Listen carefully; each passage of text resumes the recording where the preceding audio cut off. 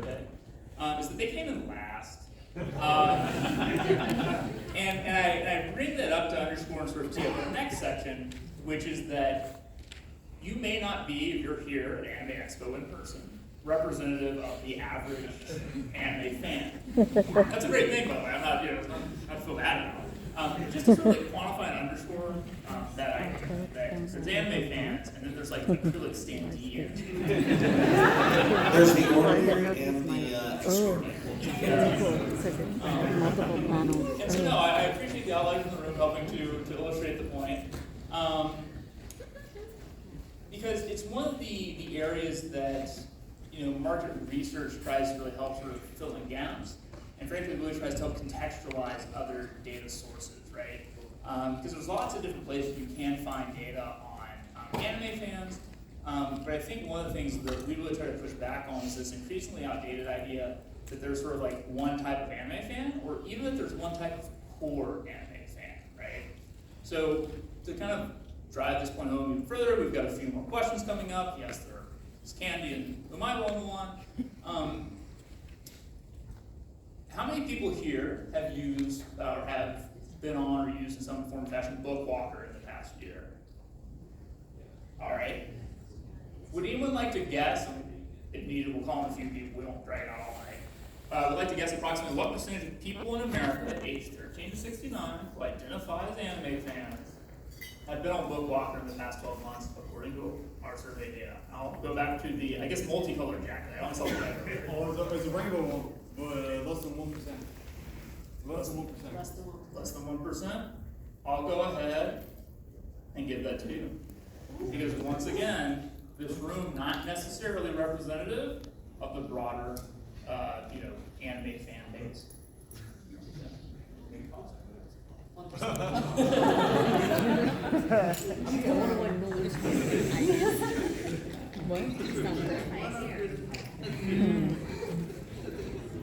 Out of curiosity, who here has been on my anime list in the past year? I want to ask you to guess for this one. We don't show the full number, but just to give you some more context. Who in here has been on High Dive in the past year? This is kind of a really fun game. I like this. All right. Keep pushing along. Who reads, or who's read Anime News Network in the past year? Good. So too with the album, as we do for all of them. So too with the Jump Out. Now, what about Crunchyroll?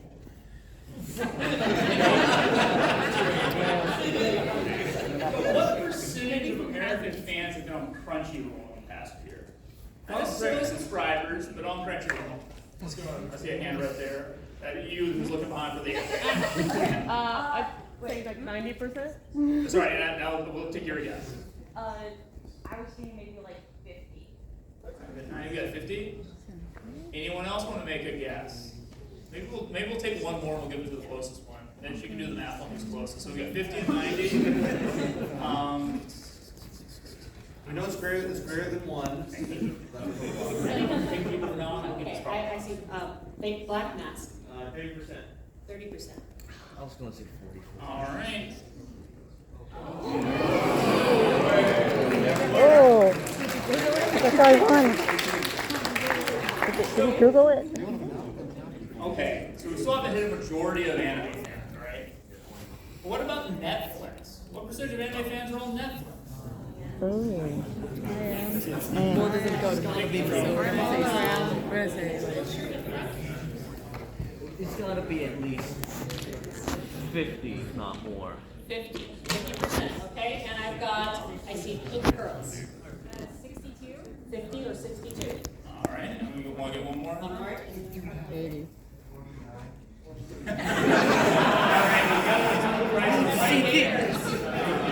Someone's got to have good math. Wow, 61. not just Yeah. Share that data with you, of course. They've gotten better at it. They share more and more. But as you can see here, a lot of like really big deal sources in the community, a lot of frankly very influential sources. Obviously, a lot of these sources shape taste and trends in the anime industry beyond just the people who use them directly, right? The sort of people who tell their friends what to watch often do go to these sorts of platforms and sites. So they are a big deal. They're really useful tools. But if you have the misconception that like most anime fans are on some of these platforms, that's where market research can help you contextualize so you can get the most out of these other data sources. Because again, like my anime list is a tremendous data source. But you also need to understand like who's on it, and then you can leverage it more effectively. And to go further into that idea that there's more than one type of core anime fan, there's a lot of different data points we could have shown you here. Demographic data can be kind of fun here. But if you just look at the genres of over 30 genres of anime that we ask people, are you a fan of this genre of anime? You're going to see differences on just a few of these different platforms here in terms of which of these genres tend to be the most popular. There are commonalities to be sure. Don't overlook the fact that fantasy, Big Tent fantasy, very popular. A lot of people identify as fans of fantasy across all these different platforms: Crunchyroll, Hot Dive, Anime News Network, My Anime List. But when you even get to some big categories like sci-fi, you're going to see some variation. Everyone likes fantasy, not everyone likes isekai the same amount, right? You're going to see a lot more volatility in terms of where isekai places. Slice of life, again, a fairly specific genre. And you really just expect the idea that there's not one core anime fan. It's not sort of a spectrum, right? It's much more of a scatter plot almost of different types of anime fans. Even thinking that you're talking to core fans on all these different platforms or sites, trying to target your ads or your messaging or something like that, you're actually going to be talking to fairly different flavors of core fans. So much reincarnation.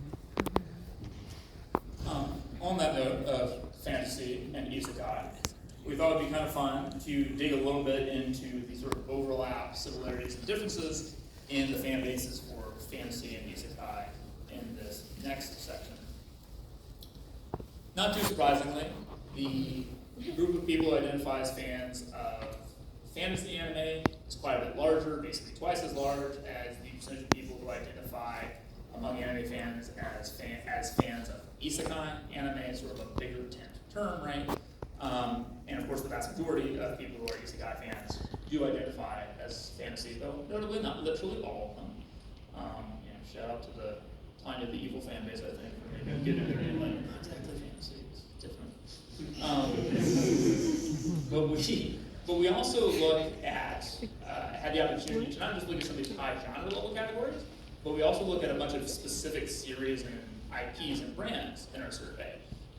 We asked people about 99 different Asian series, 99 different Western series, 99 different game franchises, and 99 different creators. That was sort of a eclectic mix of studios, individual creators. So you might have Ghibli, you might have Miyazaki, exactly, right? And so this next table might be a little dense, and so I'll ask you to bear with me, but I think it's kind of cool.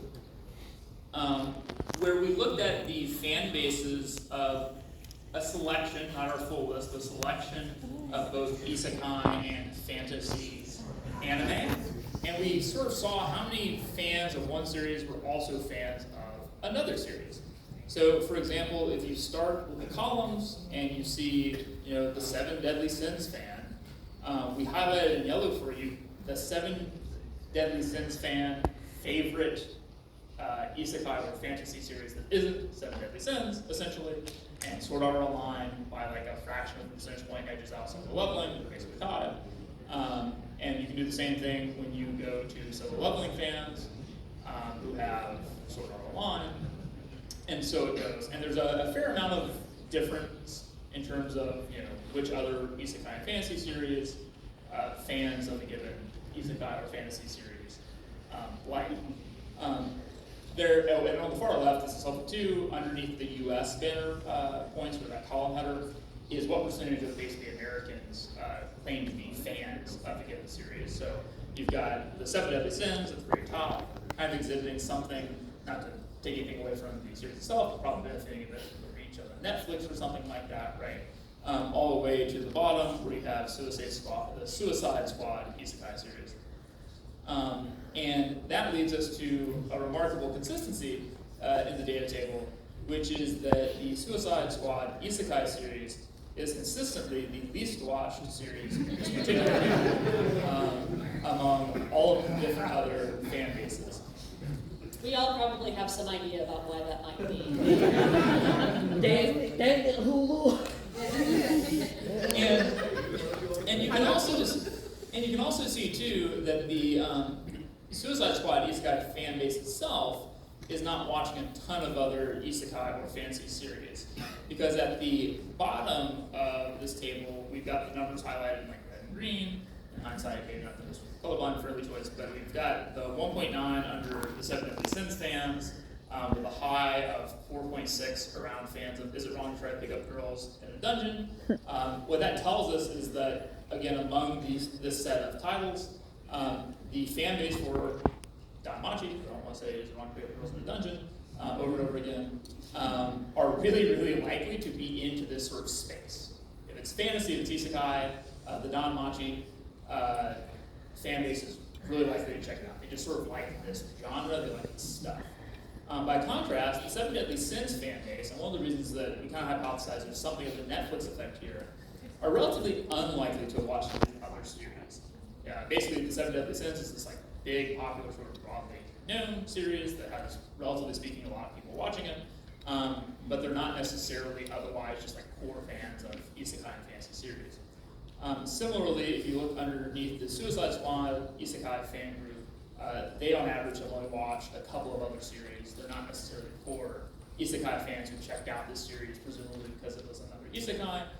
It makes it likely that maybe they got drawn in by the DC sort of tie-in, but for whatever reason, again, we won't necessarily speculate on all of them here, it didn't ultimately hit as well as we might imagine the average sort of Isekai or fantasy series to hit with all these other fan bases for other comparable series. Feel free to follow up on this table in the Q&A section or over email. I know it's relatively dense. From here on, things get a little more streamlined, so thank you for bearing with me.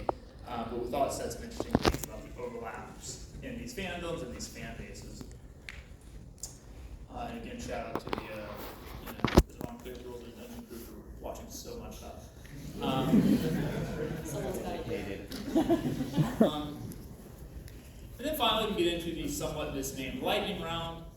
Speed is not necessarily my forte, but basically we're going to be asking a number of fun trivia questions that we welcome trying to give responses to. And the first question is going to be, do Japanese or American entertainment companies better understand their fans? We asked this question in a series of other, what we call sort of binary attitudinal questions. So we forced people to pick, right? We didn't then just ask, like, is this true or not? We asked, it either has to be the case that Japanese entertainment companies better understand their fans, or that American entertainment companies understand their fans. And we forced people to sort of pick between those two options. And all these questions and answers are going to be among American anime fans, so there might be something of a bias at times. But do we have any guesses as to whether or not more people thought that Japanese or American entertainment companies better understand their fans? All right, we got blue shirt in the front. American. American companies, okay. We want someone to stand up for Japan here. I can't say why. Okay, stand up for Japan. Who won out? Japanese entertainment companies. Yes, 65% of American anime fans think that Japanese entertainment companies better understand their fans. What about video games, though? Which country makes better video games, according to American anime fans? Green shirt there? America. All right. Who's going to stand up for Japan on this one? Green shirt? Japan, okay. Oh, really? Oh, And again. what? All right. Oh, there. Who makes better? Oh, among anime fans. No, they're gonna. It's biased. It's gonna be a Japan bias. Kudos to your discipline. It's a bunch of Because weird. it does not follow the path. Oh, it no, didn't follow. American anime fans biased as they may be. We'll still tell you, no, I mean, Because it's July 4th. It's debatable. One win for America per day. Now we're going to break from the binary structure for a second here and ask, do American anime fans, are they more likely to think that American cartoons are really meant for children, kid stuff, or are they more likely to say that they're general audience entertainment? Children. Children, general. This is fine. That might be a toss-up.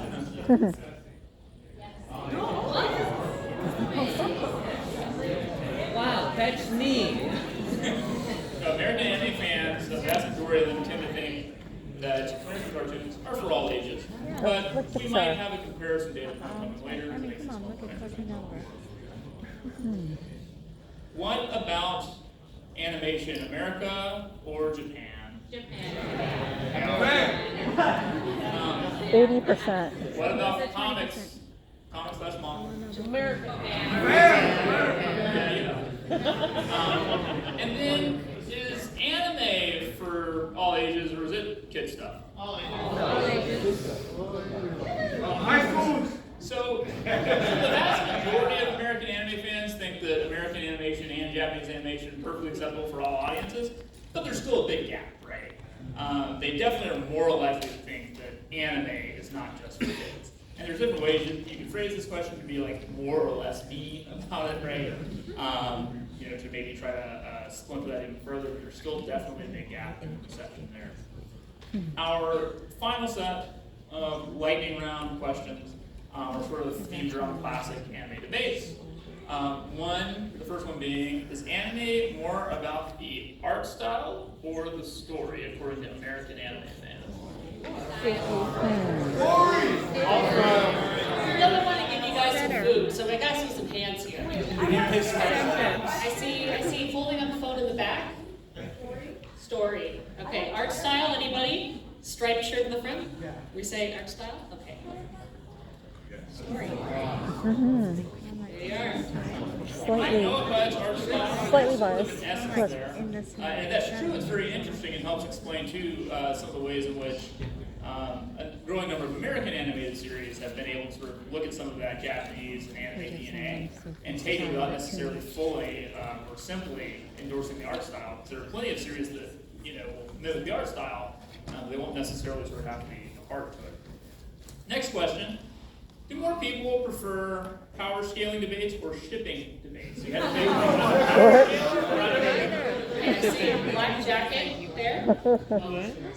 Power scaling. All right. Where are the shippers? My shippers at? Black jacket on the right there. Shipping. I've seen All right. power scaling before. Oh, really? More people like power scaling? It's very, yes. It's tight. You can be the one to tip it. Again, just a few more ways you can divvy up very core anime fans. No, scaling, shipping. You're right. The next question, a classic. Do more people prefer dubs or subs? I want to. Subs. I think people like subs. Dub is All right. rising though. Dubs are rising. It is getting All right, better. so Sadly. I pick you in the back row standing up. Milkshakes. Yes, we'll just Are wait. you team subs or dubs, sorry?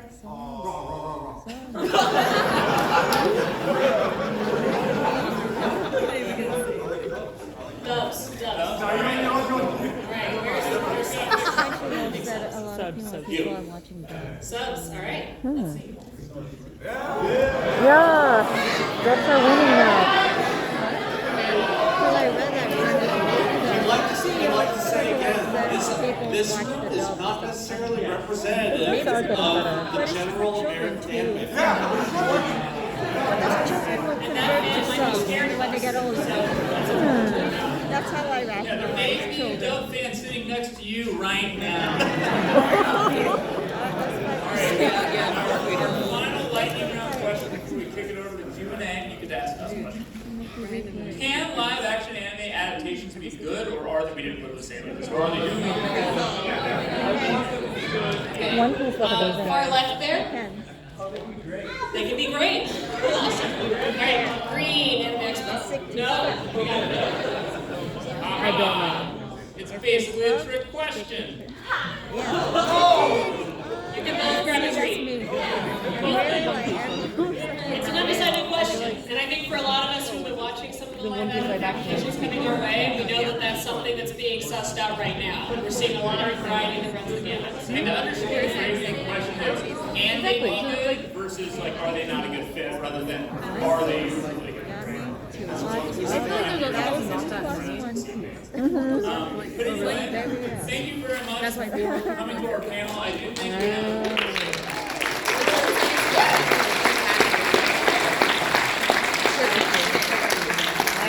This is sort of just a summary of all the fun stuff that's in the survey that we have data on. We won't make you look at it all right now. A refresher on the emails for a copy of the deck. And without further ado, I think we do have a few minutes for Q&A. And if you don't get your question asked, feel free to email us and we'll do our best. Again, I'm going to make y'all do the high pressure picking people questions. Okay, yellow scarf there. Yeah, okay, so kind of going off memory here. I remember earlier you guys had, I think, 6 brackets for your age groups. And you surveyed what I can remember, 4,000 people in the US, 1,000 people in other countries.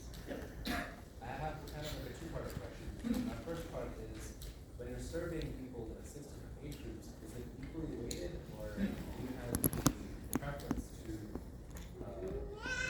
like do research more on certain age groups than others? My second question is, what is the actual process of like acquiring this information? Is it like an hour-long survey? Because you guys have a lot of information to take from your research, but I imagine it takes a lot of questions to acquire that information. No, 2 great questions. So the first question is, we've got all these different age groups. We surveyed 1,000 people per country, at least 1,000 people per country. Do we sort of weight all the age groups evenly, or do we accept that anime tends to be more popular with younger people, so we're not going to interview as many people who are older? So in terms of literally the number of actual human beings who take the survey, we do skew towards younger audiences because we want to make sure we've got readable base sizes on teens, for example, or 20-somethings, right? And the ability to then look at 20-something males or 20-something, black females, some of these different specific groups that we might care about, right? That said, in terms of analyzing the data, we apply what we call weighting, which is we basically, maybe you double count the people who are in their 60s because you talked to fewer of them, but when you're analyzing, you want to make sure their voices are still heard proportionate to the general population, if that makes sense. And so the number of actual human beings you talk to is really important when it comes to statistical significance and base sizes and being able to say confidently, we talked to at least 100 teenagers, we can tell you with some confidence what their opinion is on anime, versus you don't want to distort the reality, which is there are a lot of 60-somethings out there. And so when it comes to assessing in this data set how popular is anime in the United States, we are factoring in the sort of 60-somethings and 50-somethings so that we're not just looking at a hypothetical America that's full of people whose average age is 22, right?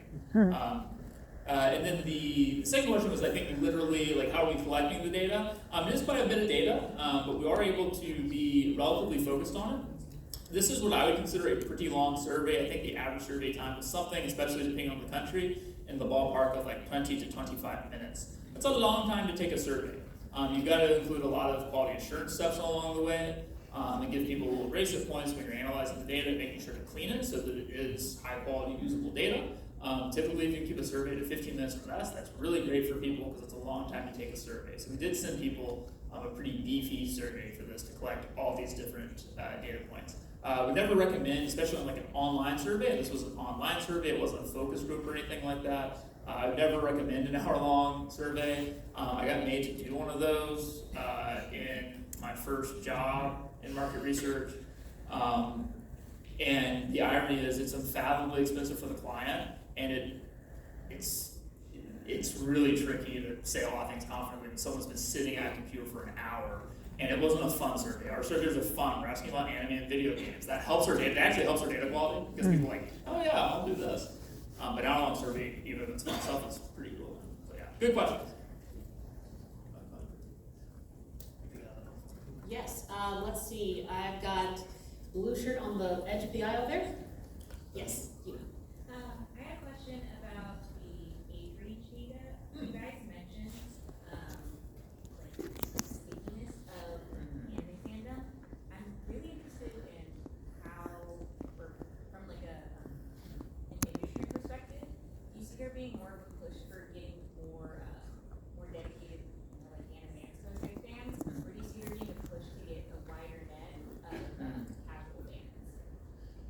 really good question. Basically, is the industry focused on basically converting or maybe better monetizing or what have you, sort of anime expo style like core fans, or they focus more on broadening the appeal of anime? The unfun answer is yes. It depends, because it depends a lot on like the client you're talking to, right?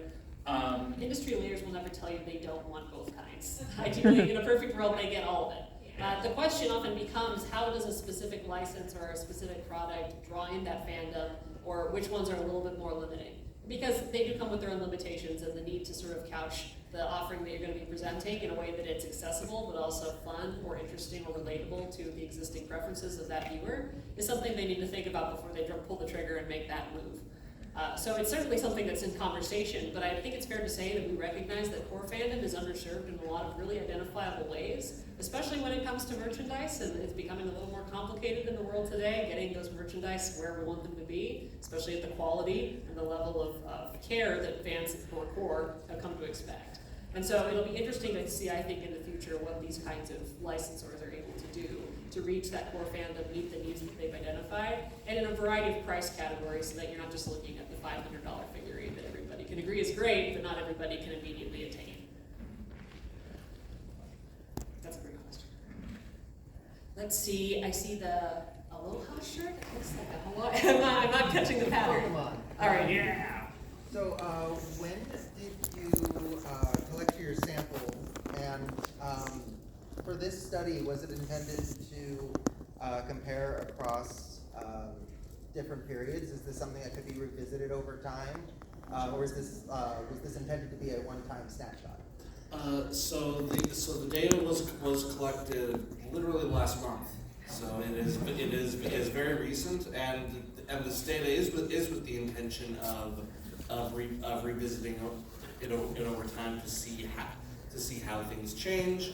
We'll be as different anime come out, we'll be throwing in some newer titles to see how they are within the anime zeitgeist. And yeah, we'll be keeping a close eye on what the changes in the interest look like. That's actually one of the things we're most excited about this, seeing it over time. So in your AX satisfaction survey, talk about how next year's going to be even better. There will be trend lines. Thank you. We have time, Steve. Yeah, I think we've got one more question in the very back there. What have you found to be the most difficult type of data to get in regards of both US fans specifically and Japan fans, or even just world fans regarding anime? Yeah, so what have been some of the most difficult sort of data points or questions to answer when it comes to market research that are obviously out there? It's a really good one. I mean, to maybe make it like a slightly bigger picture problem is I had a conversation not so long ago with the clients, asking me, or prospective clients asking me like, yeah, it seems like, fantasy series are like kind of popular right now. And I go, Delicious and Dungeons doing well, Fairn's doing well. Shout out to the Fair and cosplayers. Thank you for joining us. Should we be making something like that? I go, well, what's the earliest that such a series could come out? Because as many of you know, the anime studio production pipeline is like really backlogged right now, right? Demand's really outstripping supply from like authentic Japanese anime studios.